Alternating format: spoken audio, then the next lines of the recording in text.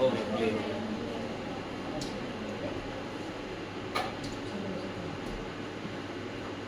Good morning आप सभी को। और आज हम ट्रिगोनोमेट्री टॉपिक पर आज हम आप सबसे बात करने वाले हैं और चर्चा करेंगे। और इसका मेन उद्देश्य क्या है कि कैलकुलस में इसका स्टैंडर्ड फार्मूला का यूजेज होता है। हम केवल आज फार्मूला पर ही विचार करेंगे और इसका जो थ्योरम होगा ना उसका नेक्स्ट वीडियो में आकर के हम पूरा करेंगे आप सबके साथ। तो चलिए इसका फार्मूला जो होता है एकदम छोटा सा फार्मूला हम लेते हैं। ये ध्यान दीजिएगा, cos square x minus sine square x is equal to cos 2x का फार्मूला। एक मेन फार्मूला, एक ही फार्मूला है जो ये मेन फार्मूला। ध्यान रखिएगा इस बात को। इस फार्मूला से एक नहीं लगभग आपको 50 से 100 फार्मूला के आसपास आपको निकलने वाला। और ये टोटल फार्मूला जो है केवल आपको 11th के लिए नहीं, 12th के लिए नहीं, ये आपको जेई में भी बहुत ही काम आने वाला है। ध्यान से सुनिएगा, क्योंकि याद करने की जरूरत नहीं है, आपको केवल कंसेप्ट को समझना पड़ेगा। तो थोड़ा सा बेसिक कंसेप्ट, इसके नाम को समझते हैं कि इसके नाम में क्या छुपा हुआ है। बहुत सारे बच्चे कहते हैं कि सर बहुत सारे फार्मूलाज आ जाता है सर जेई में, और कैलकुलस में तो ट्रिको का इतना काम आ जाता है कि सर फार्मूला याद ही नहीं होता है, ध्यान से निकल जाता है। तो आप ये सब सारी बातों को ध्यान से आप निकाल दीजिए पहले, और नोटबुक और पेन लेकर के आसानी से बैठ जाइए, क्योंकि आपको जो अच्छा लगे उसको आप नोट डाउन जरूर कर लीजिए। तो इसके नाम को जरा सा देखते हैं कि यहाँ देखिए इसको 3 पार्ट्स में जो है ना इसे डिवाइड किया गया। डिवाइड करने के पीछे रीजन क्या है जो अभी आपको स्पष्ट हो जाएगा, इसके पीछे क्या रीजन है। इसको 3 पार्ट्स में डिवाइड किया गया है। एक क्या है आपको ट्राई, सेकेंड जो है आपको दिखेगा यहाँ गोनो, और थर्ड जो है ना ये दिखेगा क्या मालूम है, मेट्रिक। अब यहाँ ध्यान दीजिए, ट्राई का मतलब 3 हो गया, गोनो डेट मीन्स साइड्स हो गया, मेट्रिक डेट मीन्स मेजरमेंट या मेजर का पार्ट हो गया। अब हमें ये बताइए, ट्राई है, गोनो डेट मीन्स साइड्स को ही बोला जाता है, मेट्रिक मेजरमेंट। अब ये बताइए हमको एक ऐसा ज्योमेट्रिकल फिगर ढूंढ करके बताइए जिसमें 3 साइड्स हो। ध्यान से, जिसमें 3 साइड्स हो, ऐसा ज्योमेट्रिकल फिगर से निकल करके आपको आता है। एक ही फिगर देख लीजिए, ट्रायंगल, आप नाम सुने हैं यहाँ। ये वर्टेक्स है, ए हो गया, बी हो गया और ये सी हो गया। ये वर्टेक्स ए है ना, इसके अपोजिट जो साइड है बी सी, इसको स्मॉल ए से डिनोट करना पड़ेगा। ध्यान रखिएगा, वर्टेक्स के अकॉर्डिंग ये चेंज होता रहेगा। सपोज दैट अगर यहाँ वर्टेक्स अगर पी हो गया कैपिटल, तो ये जो अपोजिट साइड जो है ये स्मॉल पी हो जाएगा। वर्टेक्स अगर ये एक्स हो गया तो इसके अपोजिट साइड जो होगा स्मॉल एक्स होगा। ये ध्यान रखना पड़ेगा। अब ये वर्टेक्स अगर ए है और इसके अपोजिट साइड अगर एक्स मान लेंगे तो ये गलत हो जाएगा। सोल्यूशन ऑफ ट्रायंगल का पार्ट में काफ़ी दिक्कत का सामना कर रहा है। इसीलिए हमेशा ध्यान रखिएगा, जो वर्टेक्स दिखे अपोजिट साइड जो होगा ना, उसी का स्मॉल लेटर से आपको डिनोट करना पड़ेगा। सपोज दैट यहाँ देख सकते हैं आप, यहाँ कैपिटल बी है, इसके अपोजिट साइड ए सी है, दैट मीन्स ये क्या हो जाएगा, स्मॉल बी। यहाँ सी है तो ये हो जाएगा स्मॉल सी। ये ध्यान रखिएगा, इस नाम को आप चेंज नहीं कर सकते हैं कभी भी। अब यहाँ रहा ये जो ट्रायंगल है, इसमें कितने एंगल की चर्चा, कितने एंगल दिखाई दे रहा है, 1 2 और 3 एंगल है। 4 एंगल का स्टडी करना ही नहीं है, बट कभी कल 4 angle, 5 angle, 6 angle, 7 angle, 8 angle, 10 angle तक भी आ जाता है। तब वहाँ पर कैसे फार्मूला हम निकालेंगे, तो वहाँ फार्मूला प्रूफ नहीं किया जाता, एनालिसिस करने का मेथड जो है आपको बताएं। बट आपको कितना है ये बात को समझना पड़ेगा। तो ये चीज़ तो आप समझ गए कि हम ट्रिगोनोमेट्री पढ़ रहे हैं, इससे एक ट्रायंगल निकल करके सामने आए, ठीक है, और इसमें 3 एंगल तक का स्टडी करना पड़ेगा। बट ट्रिगोनोमेट्री हम पढ़ते क्यों, इसको सब बहुत सारे टीचर्स इसको ट्रिगो भी बोलते हैं, ट्रिको भी बोल देते हैं। ध्यान रखिएगा, तो ट्रिको भी आप बोलिएगा, ट्रिगो भी बोलिएगा, चलेगा, कहीं से भी गड़बड़ नहीं है। इतना बड़ा नाम याद करने की कोई ज़रूरत नहीं है। अब इस ट्रिको में सबसे खास बात क्या है, जैसा ध्यान रखिएगा, ये जो साइड है ना, दो साइड के बीच में देखिए ये एंगल बन रहा है।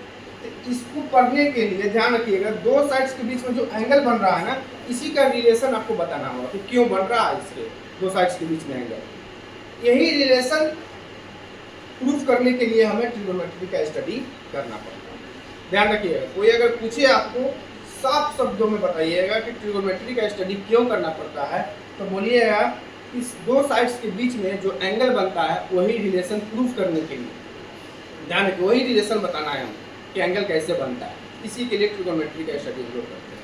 अब रहा कि रिलेशन बताने के लिए कुछ इंस्ट्रूमेंट की नीड होती है, ज़रूरत होती है, और वो इंस्ट्रूमेंट क्या होती है, ये सब बेसिक बातें हैं। टी रेशियो जिसको हम लोग पढ़ते हैं, आप लोग भी पढ़े होइएगा। टोटल नंबर ऑफ रेशियो कितने हैं, 6। क्या, sine theta, cos, tan, cot, sec, CSC. CSC that means cosec को ही बोलते हैं सीएससी, कोई नया नाम नहीं है, ध्यान रखिएगा इस बात को। टोटल नंबर ऑफ रेशियो कितना है, 6, 7 नहीं है। अब यहाँ पर जरा सा ध्यान दीजिए कि साइन थीटा को अगर निकाला जाए, साइन थीटा, तो यहाँ नंबर ऑफ थीटा कितना दिख रहा है, 1, टी से बोलते हैं 1 एंगल, ध्यान रखिएगा। Sine 2 theta that means 2 angle, sine 3 theta यहाँ हो गए 3 एंगल।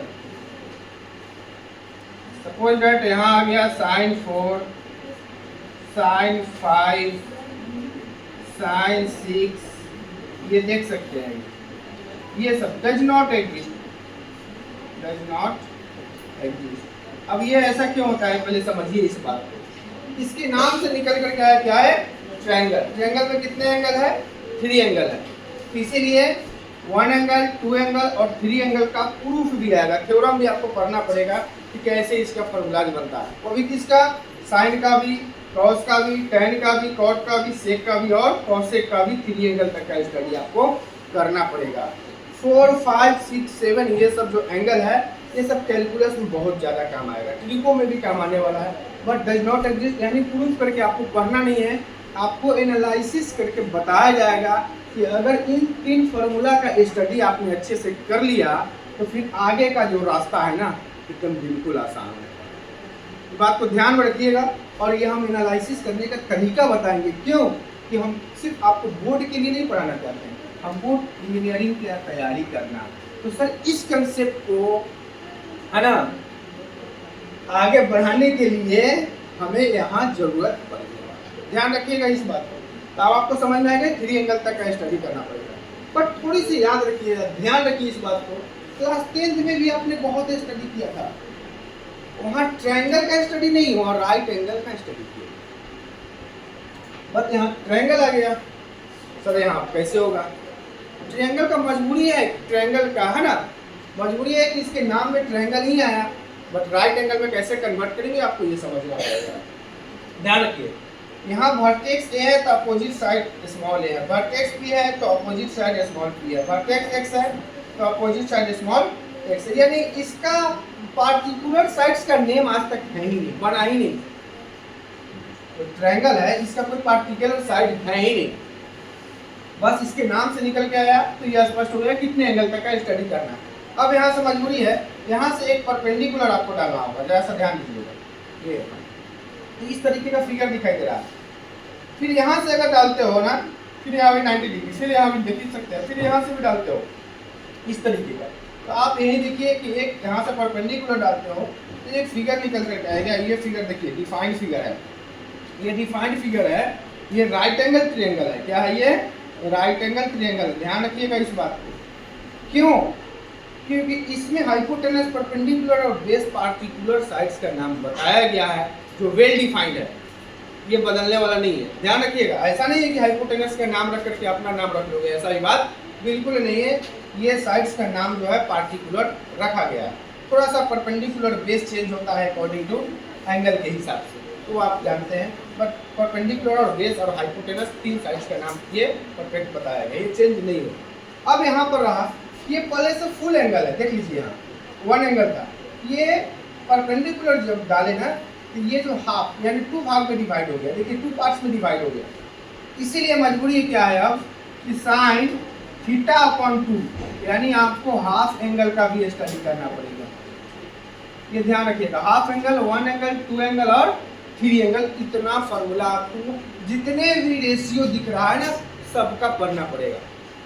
अब यहाँ से एक बात, कंपाउंड एंगल है ना, ये सब बढ़ जाता है, दैट मीन्स ये 2 पार्ट्स में डिवाइड हुआ ना, तो सपोज दैट यहाँ अगर ये मानते हो और इसको भी मानते हो, इस दोनों का सब ये फुल एंगल इक्वल में हो गया, तो ये आपको ऐसे वाला फार्मूला सब करना होगा, sign A plus B, cos A plus B, ten A plus B, इन सारे फार्मूला का स्टडी आपको करना पड़ेगा। ध्यान रखिएगा, ये सम वाला है, डिफरेंस वाला भी पढ़ना पड़ेगा, मल्टीप्लाई वाला भी पढ़ना पड़ेगा आपको फार्मूला। इन सारा फार्मूला जो है ना आपको हम बता रहे हैं, एक ही फार्मूला से हम आपको बता देंगे कि कैसे निकलता है। ये जो देख रहे हैं ना, cos square x minus sine square x is equal to cos 2x, यही एक मेन फार्मूला मैं इसको मान के चलता हूँ।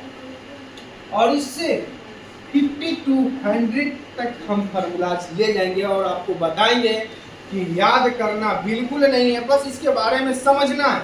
अगर जितना समझ लोगे उतना आप लोगों के लिए बेहतर होगा और अच्छा होगा। चलिए, ये तो आपको समझ में आ गया, इसका बेसिक फंडा था। अब यहाँ पे चलते हैं कि describe of angle. Suppose angle लिखने का हमारे पास कितने रास्ते होते हैं, तो एंगल लिखने का हमारे पास 3 रास्ते हैं। ध्यान रखिएगा, सबसे पहली चीज है ब्रिटिश सिस्टम का, आपने नाम सुने हैं।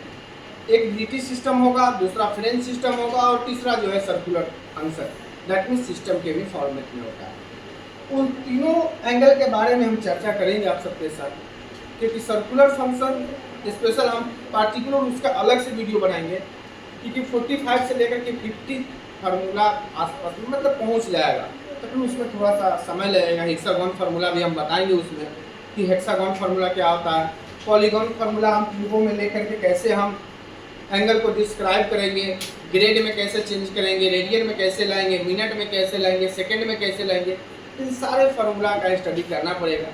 पहले आसान भाषा में हम आपको समझाएंगे, उसके बाद वीडियो के जरिए हम आपको घर तक पहुंचा देंगे। ठीक है, तो चलिए इंतजार कीजिए, नेक्स्ट वीडियो में आएंगे और सिर्फ वही सब बात पर हम डिस्कस करेंगे आपके साथ। अगर इस बात को अगर समझ गए तो थोड़ा सा मज़ा आएगा पढ़ने में।